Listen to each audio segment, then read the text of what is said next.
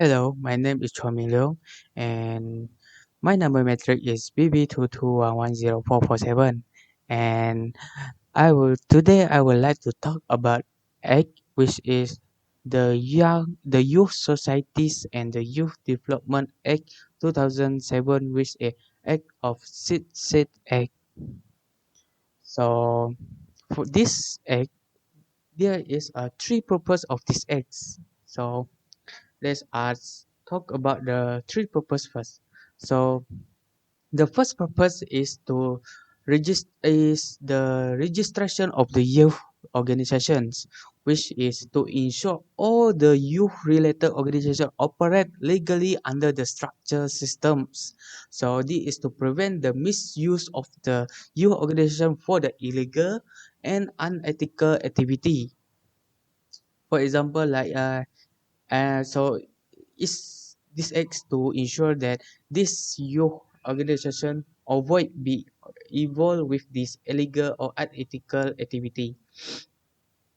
And then the second purpose of this act is about the facilitating the youth development.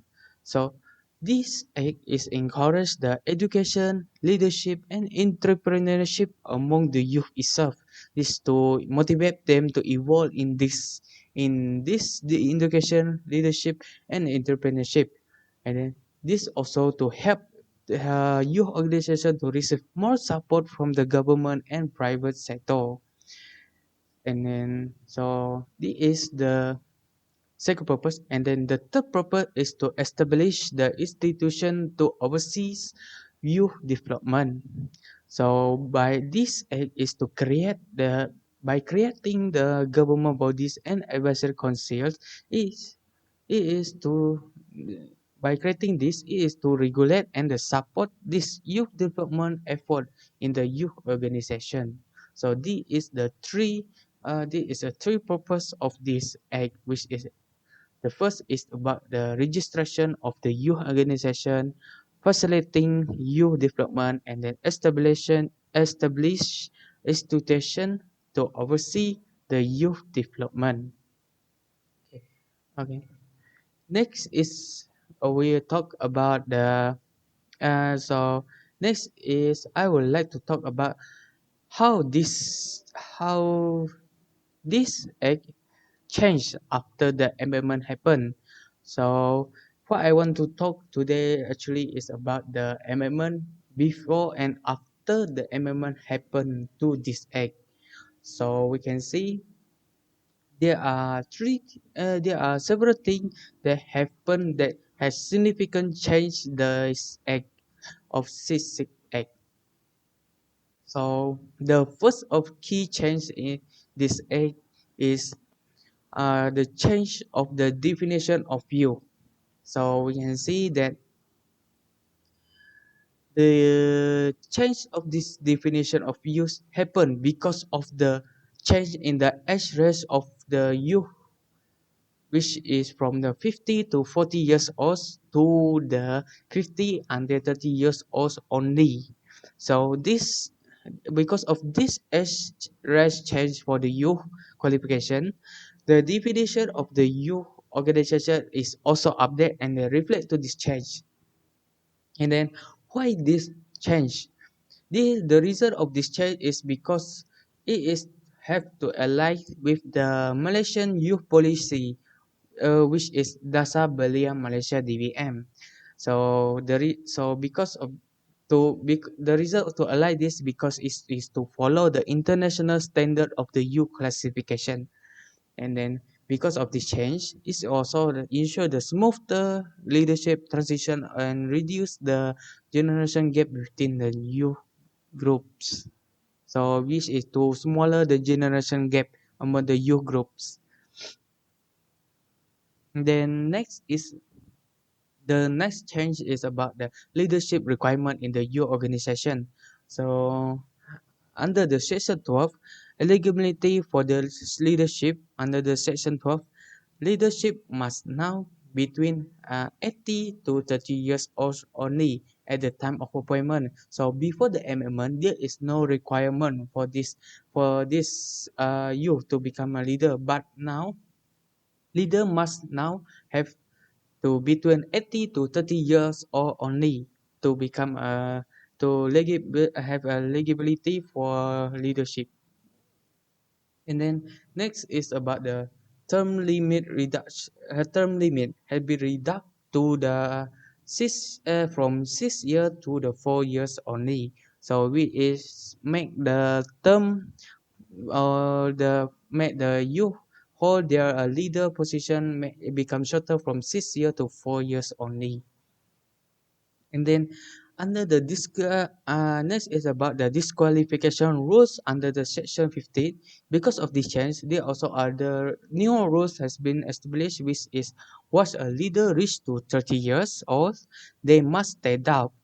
So they cannot hold their position as a leader anymore after reach the 30 years old on the 30 years old. The reason behind this is because to ensure the continuous of the leadership renewal among the younger member. So because of this change, this because of this change, there are more opportunity for the young people to learn more about leadership. So this because so after this amendment to is has encouraged more leadership opportunity for the different young people. This which not limit to certain people only. So, so this can help young people to have more opportunity to learn about the leadership. Not only that, after have a more opportunity, this also help to develop more young leader in the future instead of the leader few individual holding the position for too long. Okay, and then next is about the change. The third change is about the removal of water requirement for the deregistration under the section 20. So before the amendment happened, the youth organization was the registration if was this registration after be official published or announced in the water, which is government gazette. So this water this requirement has been removed, and then the reason is to simplify the deregistration process, and then this is to streamline the administration and reduce the bureaucratic delay. So this allow for the faster deregistration for the inactive and non-compliant for the youth organization. And then so to summary the change that happened before and after amendment have been happened. So the first change is about the youth age limit, which is from before the amendment it is 50 to 40 years old. But after the amendment happened to this act, it is only from 50 to 30 years old only.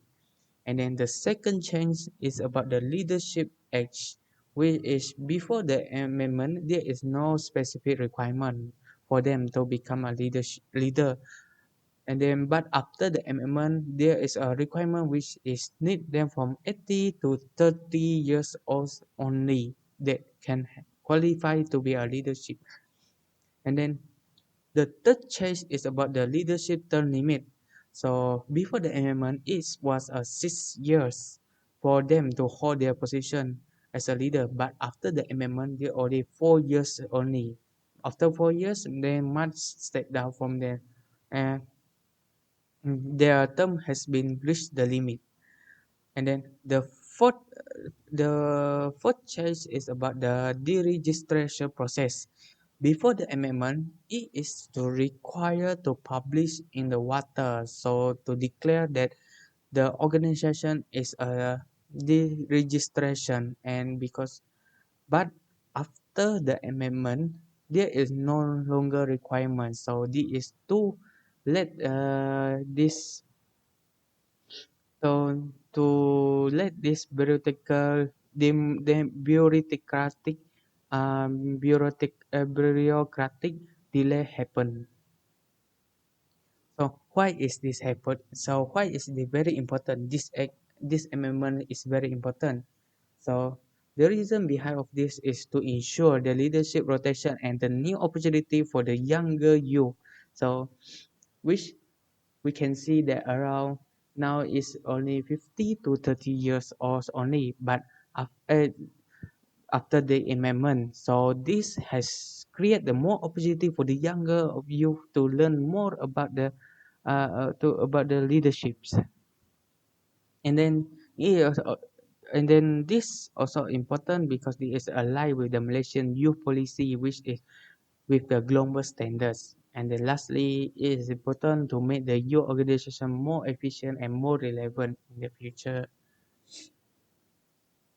Okay, so to me, this change is a very positive, has a give a positive impact to youth community. This amendment, because in my opinion, I do think this amendment has a positive change because it's bring a necessary improvement to the governance and the structure of the Malaysian youth organization. For example, like lowering the maximum youth age from the 40 to 30 years old, which is which is a positive step that align with the international standard. And then this is to ensure the youth organization remain focused on the younger individual, but not the late 30 years old. So this is to focus on the younger individual who are actively shaping their future, and then learn more about the leadership. Not only that, I do think I also think that reduction of the leadership term of limitation is also a positive thing, which is changed from the 6 year to 4 years only. So this so with this change, it can avoid the monopoly of leadership posts and then encourage a more frequent rotation of youth young full leader in the future. So this reform, also this change, is can ensure there is a more kids have a more opportunity to acquire the leadership ability and then participate in the decision making process and then avoid the stagnation within the youth organization. And then I'm also think that the is one the change in the deregistration also a good things because it is a positive improvement because it reduce the unnecessary bureaucratic delays, and then at the same time it reduce the cost too. So for the both youth organization and the government, so with a more efficient deregistration process, only the active and compliant organization will be registered, and then allowing the authority to take rapid action against the non-compliant or inactive groups or organization.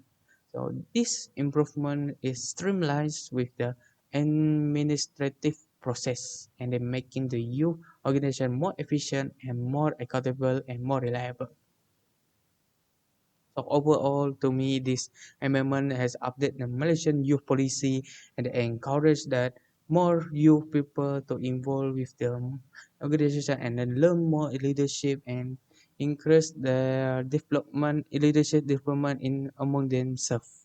So this change by improving this change for the young people and ensuring the efficient of the administration is a much need and the progress more toward and more vibrant for and young and for and driven this more good thing for the youth in the future. This will let them to be motivated to become learn more to be a leader. That's all from me. Thank you. So this